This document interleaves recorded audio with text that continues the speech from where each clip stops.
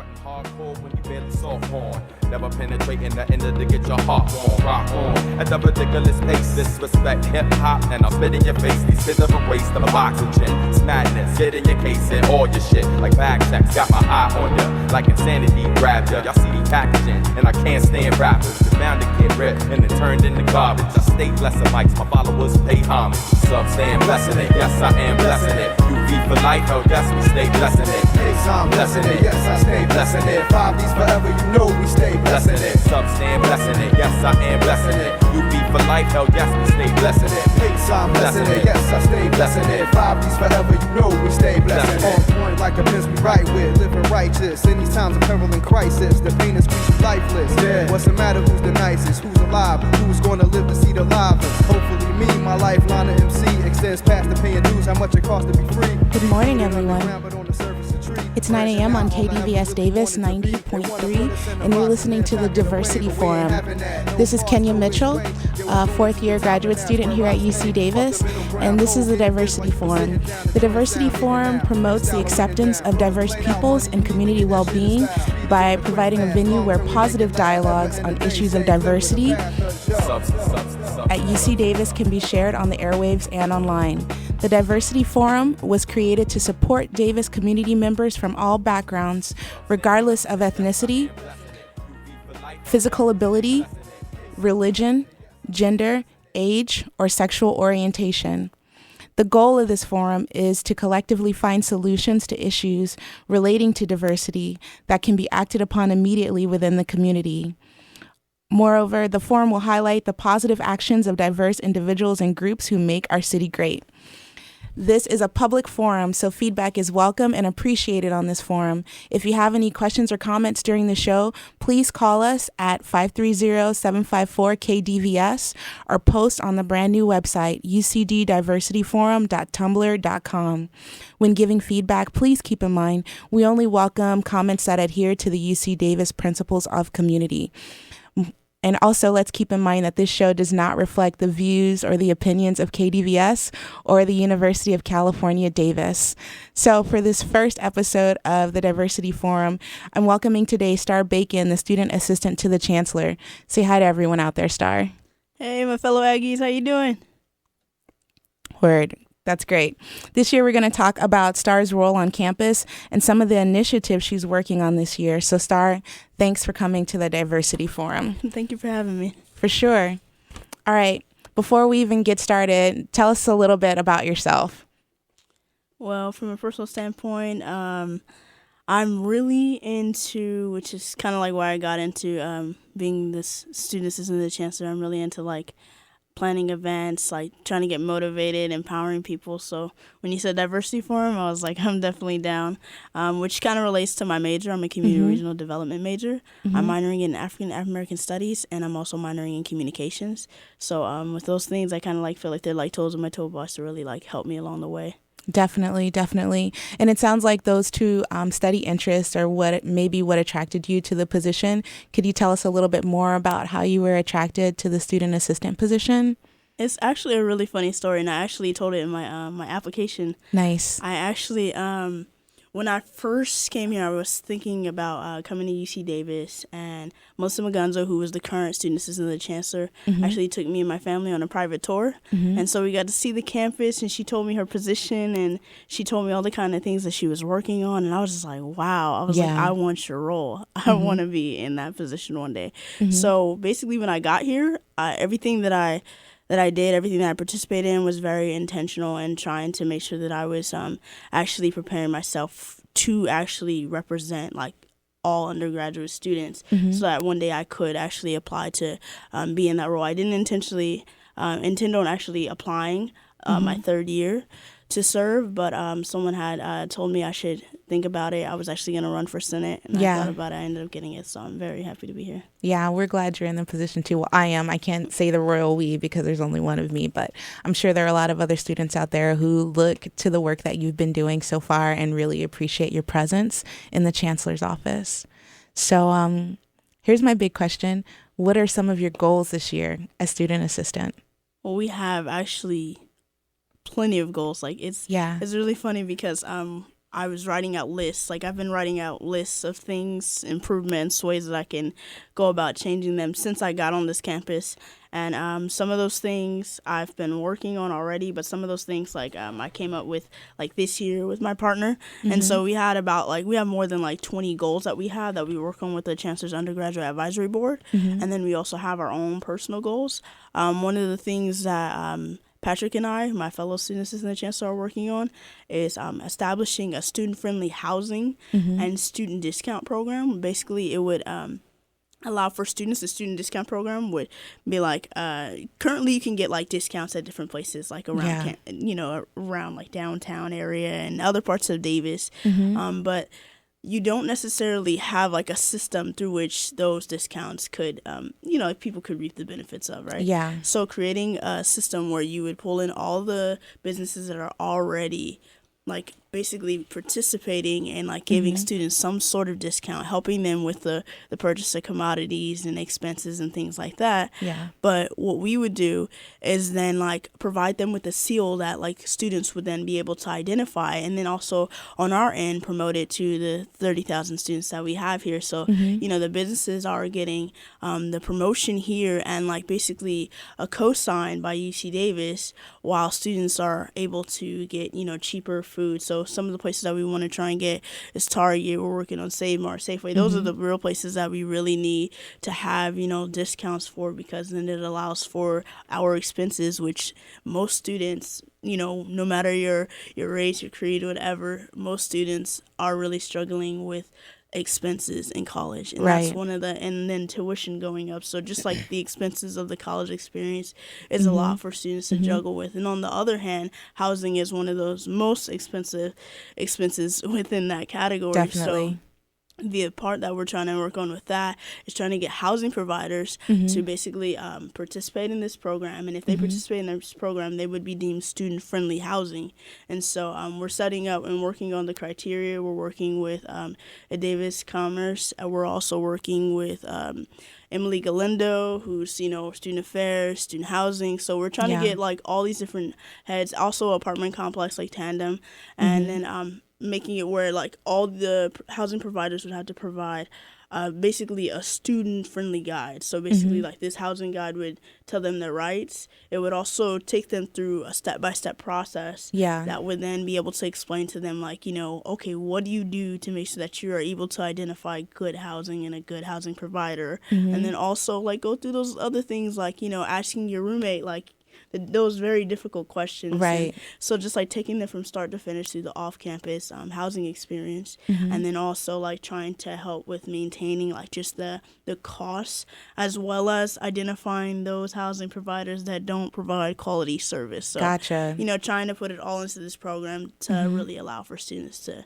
have like quality service and then also lower expenses. Got it. That sounds like a huge project to undertake. It sounds like getting a lot of large organizations to collaborate. How's that been going so far? It's actually been going great. We met just before winter break with all these like great minds who they were just throwing out some really good ideas, as well as strategies to really try and get housing providers in, but then also trying to tap into the different businesses. And since they're a part of the conversation early on, they're a lot more open to like really participating in this program, which is exactly what we need, because the biggest goal that we have is the buy-in, because if we don't get the buy-in, then this program is not going to be successful. But if we do get that buy-in, then we do have a gold mine for students to use.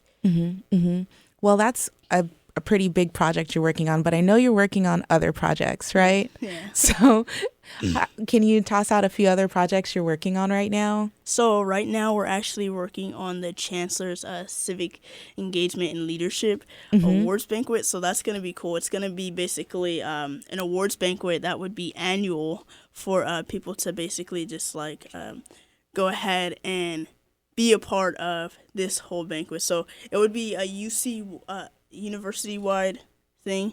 And then so students that are like really big in leadership or giving back to their community, all those things would then have the opportunity to basically be recognized at this banquet. Great. And so the chancellor has she's like in full support of it. She's also she's in full support of every project that we're working on, which is really a great thing. So she helps us out like financially. She's actually paying for the whole banquet, which is really nice, just because it's like something that's really going to be like, you know, these are the people that are really making change happen on and off our campus. And it's an opportunity for people to go to her house and actually be recognized. Nice. So it's we're trying to make sure that it's like still intimate, but at the same time we're giving people, you know, the opportunity to be recognized for the contribution that they're making to our campus. Right on. That's good stuff.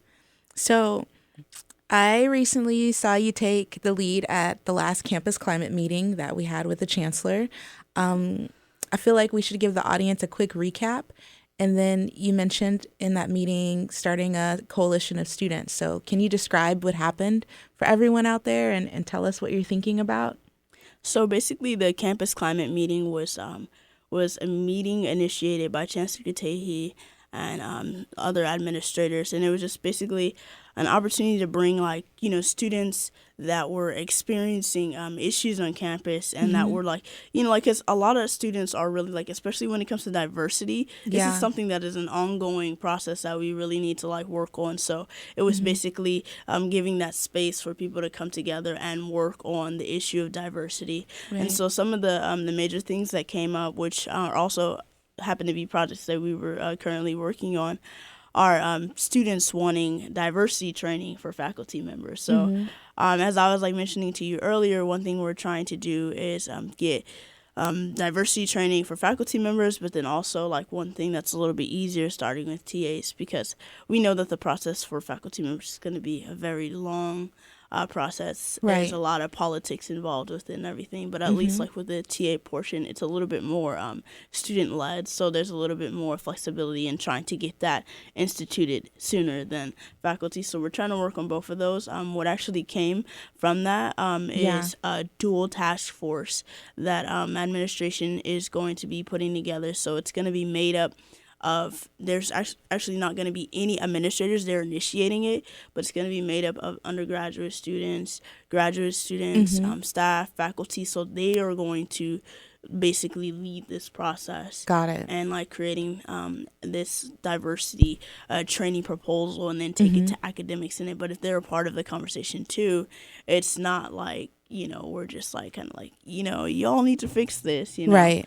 So that's a really great opportunity to actually witness that and really see like the ball rolling with that. The other thing, what you had mentioned was the student leadership team. So basically, just like if you look at the way that faculty members and staff members are organized, they're organized by departments. But for students, we have no such organization, right? So basically what this would do is, one, establish a board of student leaders that would basically be able to represent the greater student body.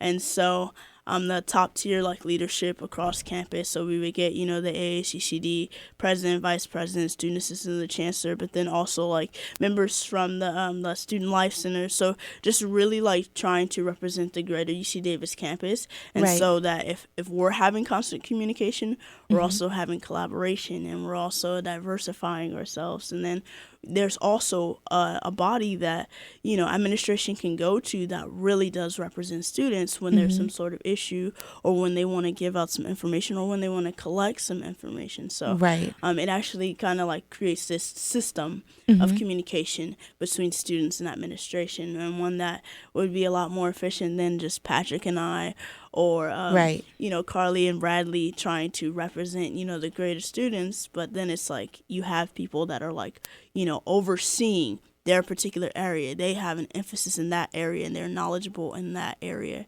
versus, you know, people trying to be like, you know, working in all the different areas. So and then so long term, like we are going to be establishing this board, but long term we basically have like we would start committees that would be serving over. So this committee would be over like, you know, ethnic studies, and, you know, like all these different focuses that would then have like one representative, like the chair would then serve on this board. But Got it. It's pretty clear that a lot of people would have to participate in all of those committees. So if there are any students out there who are listening or community members, what should they do if they want to get involved? I would definitely encourage you to go to sac.ucdavis.edu. Just basically contact us, whatever it is that you have like a project for that you want to work on. Odds are we're probably trying to work on it, and there's probably some space where you can really like get active. We're also going to be having like different forums, so we're going to have more diversity forums coming up, which we can post to your forum website. Definitely. And then we're going to have events, because we're trying to really take in like the information that students are, like are giving out, and we're trying to take it in early so that we're not like, being reactive, or we're trying to be like, proactive. Right. And generate some crosstalk and have some good dialogues with a lot of different perspectives. Exactly. That totally makes sense. Well, I'm going to take you off the hot seat for a little bit. I know I've been peppering you with questions, but there's a lot of people out there who probably want to hear more from you. So we're going to take a quick station break, and then we'll be back in a few minutes. But this art you call rapping, taking y'all back when before this all happened.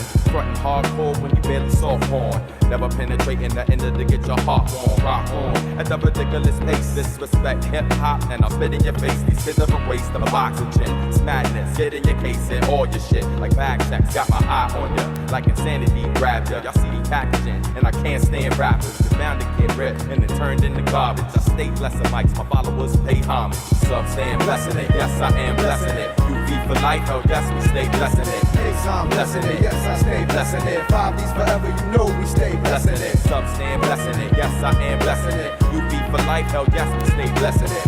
I'm blessing it, yes I stay blessing it. 5 D's forever, you know we stay blessing it. On point like a prince we right with, living righteous. In these times of peril and crisis, the pain is squeezing lifeless. Yeah. What's the matter, who's the nicest, who's alive, who's gonna live to see the live? Hopefully me, my lifeline of MC extends past the paying dues, how much it costs to be free. Deep rooted underground, but on the surface a tree. Branching out, all I ever really wanted to be. They wanna put us in a box and then pack it away, but we ain't having that. No parts, no which way. Yo, I'm going to the top and that's where I stay. Fuck the middle ground, cold getting biz while you were sitting down. The joint sound hitting out, freestyle or written down. The flow is played out, money, you need to get that shit in style. Speedy on the quick fast, long term we make it last. Forever and a day, stay clear of the path, cause yo. Substance.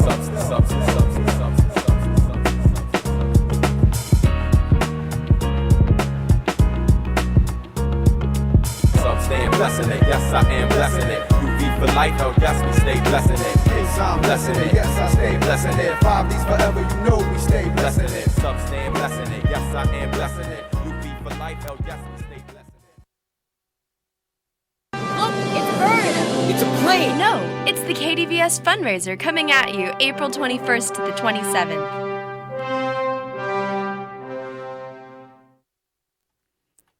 Getting everybody ready for that fundraiser. I know it's a little early for it, but it's not too early to start thinking about supporting KDVS.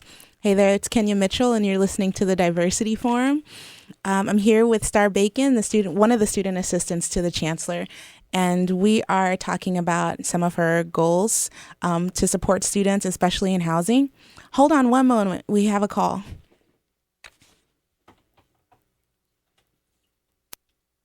KDVS.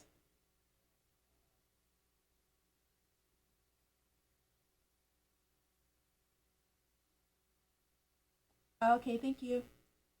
Bye-bye. Okay, so we're back to the Diversity Forum.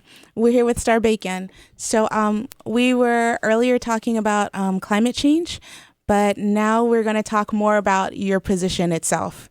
So first, what is it like working with Linda Katehi? So it's very interesting. I know that although a lot of people have mixed feelings about her, I found it to be a wonderful experience, just because I feel like she brings this level of realness that I wasn't really expecting, just like with, working with faculty members, administration, you're focused on the finances of the university, you're focused on trying to please all these different people. So it was very interesting to me. Like I had mentioned this at the campus climate meeting that, when I had brought up that there were some student concerns and that, Patrick chimed in too, she was really this is actually what I wanted to talk about right here. And she had like such passion. I was just like, I was really blown away because, that wasn't what I was expecting. That wasn't, although, there are like 30 some thousand students here, I didn't expect that to be her like main focus for our meeting. So, Yeah. and that actually became the focus of our entire meeting. So I was really happy, but I don't get as much interaction with her as I would hope for. But I know that's just because she's like so busy. So it's like very like strategizing with her time. Right. We do have our formal like monthly meetings, but if I could spend every single day with her, every moment with her, I feel like I could basically utilize every moment of her time. But Definitely. So in that vein, overall, how is working with administrators different from working with community centers? And the reason why I ask that is because I met you last year when I was working at the Cross Cultural Center, and you did a lot of volunteer work there. So I'm wondering how that's different for you. I would say it's different in that like administrators, they've worked their way up the ranks, Right. and so like they have from one standpoint, they may not always understand what it is that students want. They may not always have the feedback, that we would all hope, for administrators to have to make like those decisions. But at the same time, on the other hand, they have like an enormous amount of knowledge that's always helpful with our projects and things like that. So I think that it's kind of like balancing it out. Like when you have students in the room, you have administrators in the room, you have a little of everybody. It's like it's a great representation of UC Davis, even if it is like just a small group. So I would say that like working with administrators, it's very like enriching for my experience, just because they're always like kicking out some knowledge that is very helpful. Nice. What's some of the knowledge that's helped you the most so far? So I would say like with this whole diversity training initiative, we actually had met with an administrator, and in that 1 hour meeting, they had basically mapped out, this is how you can do this. Yeah. But they also emphasize that you have to have buy-in from faculty, right? And these are ways that you can do it. I, as an administrator, it's kind of like I can do it, but what is the backlash from that, and will that actually help our university as much as if you all students are wanting that, and we can all work together, so kind of like that strategy is really something that they kind of like emphasize when we're meeting, and some of the knowledge that they've kicked out. Right on. So what are some of the strategies that you've personally developed and you use for keeping the community connected to your administrative role? So one is like establishing new systems, because I noticed that like past like students and the chancellor and the way that this position seems to work, like every year there's not like some new system created, right? But I think that Patrick and I are really pro system, like really instituting stuff, so that's like when we're gone, this program isn't gone, right. So that it's like there's going to be departments housing the programs that we're working on, or that we've got an okay that Chancellor Katei is going to be funding this every single year, so those sorts of things are what we really like try and focus on, to make sure that the changes that we create is lasting, and that there are people that are going to be coming into that role to also make sure that from year to year, it's like it's actually being monitored too. So it's not like the same lasting change, but so that it's like actually progressive too. Got it. So when we're talking about this idea of progression, what are some roadblocks you've run into in this position this year, and how have you bypassed or overcome them? I would say like serving on certain committees that you feel like everyone in the committee, and this could be like students, could be staff members, that you feel that it's going to be a little bit more powerful than it actually is. Yeah. But there's policies, and there's like the politics behind everything. So I think that that's probably the biggest roadblock that I've faced, is like the politics of UC Davis, because even though, we don't want to be like, a very bureaucratic university at times, Right. like those policies and procedures, I understand that they're to make sure that, they're checks and balances for the university. But sometimes it kind of feels like you have to go around it to like try and make sure that, that like you're still able to accomplish your goal by adhering to all the policies, but at the same time, you're able to do it effectively and efficiently, and then in a timely fashion too, because I know my role is only 1 year long, but Right. we still want to do it right, but at the same time, we still want students to be able to reap the benefits of like what we're doing like now. So, Right, immediately. yeah, so Yeah. balancing that out. And it sounds like there could be a lot of back and forth with even just hashing out all of the details of every Yes. little bit of a plan to make it happen during that specific amount of time. Yeah, we make proposals upon proposals, and then we present it to different people, and just like, I guess that's another thing too, is just like getting, making sure that you have the right people in the room. Yeah. Is one way that we've been able to really bypass the bureaucracy. So making sure you have like those great minds that are like, they're very, they're very knowledgeable in this area, they're very knowledgeable in that area, we have everything covered. Right, right. So I'm thinking as you're mentioning this, if a year position as the assistant to the chancellor is an adequate enough time to actually get all of the work and proposals done that you want to do, how do you feel about that year tenure? Do you think it's enough for you to get everything done? Well, I'm lucky enough to be a junior, so then I can, reapply or see about like getting my role extended. But I think that like with the student being here for average 4 or 5 years, Right. a year's time allows for us like more students to serve in that role, because there's only 2 every year, and like it wouldn't necessarily, I feel like, be fair if it was like a 2-year-old or so I guess like it would be better. It would definitely be better if it was longer. Right. Because the one thing that I know that we heard the most is when we got in here, you only have a year, so it's like kind of like you might want to slow down with your projects or what your the workload you're taking, but it's like these are all issues, right? So we're trying to make sure that we're able to do all of them. So Definitely. I definitely think it would be beneficial to have a longer term. But whether or not that would be like the most fair route, I'm not sure. Yeah, and I also hear what your advisors are saying about picking that one project, Yes. that one big project, and sticking with it and really seeing it all Yeah. the way through, so you can say, okay, I finished this one thing. Yeah. I didn't get to those other ideas, but maybe the next person Yeah. can do it. And that's why documenting what we're doing is so important. So, we know that we may not be able to do everything, like complete everything that we'd like to, but if we have it in a department, we have documentation, and it's still going when we're not going, Yeah. then it's like we're doing something right. Great, great. Is there anything special you want to say to the listeners out there before we go? I would definitely encourage you all to really get active. Like, I feel like everyone has like something to contribute to UC Davis, and a lot of times people don't necessarily know where to go, but you can definitely contact me. My email is cbacon@ucdavis.edu, and my cell number is 916-271-3481, and you can also look on our website at sac.ucdavis.edu. Awesome, awesome. Well, you've been listening to the Diversity Forum. This is Kenya Mitchell.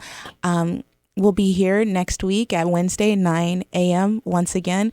And I look forward to talking with everyone then. Thanks for the feedback we got from the callers. And I look forward to having another show next week. Also, thank you, Star, for coming on. Thank you. All right, everyone. Have a good day.